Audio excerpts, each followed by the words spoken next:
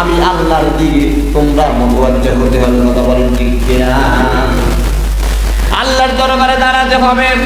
আবার আপনি একটু চিন্তা করেন, আপনি কি নিয়ে আল্লাহর দরবারে দাঁড়াবেন? কোন আমলটা নিয়ে আল্লাহর দরবারে দাঁড়াবেন? কোন আমলটা নিয়ে আল্লাহর সামনে দাঁড়াবেন? আপনাকে কোন আমল রয়েছে যে আমলের বিনিময়ে আল্লাহ রাব্বুল আলামিন আপনাকে জান্নাত দিবে? কথা বলেন ঠিক কিনা?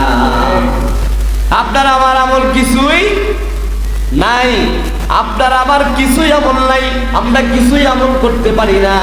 আমরা কাইকে গুনাহ, আমরা মিথ্যা অপবাদ ছাড়া, আমাদের জীবনের পরের লাইন খেলা ছাড়া, আমাদের জীবনে মানুষের গীবত করা ছাড়া, আমাদের জীবনে মিথ্যা কথা ছাড়া, আমাদের জীবনে নামাজ কাজা করার কথা ছাড়া, আমাদের জীবনে নামাজের কথা গলায় ছড়িয়ে দিয়েছি, আমাদের কারো হিসাব নাই। কথা বলেন ঠিক কিনা?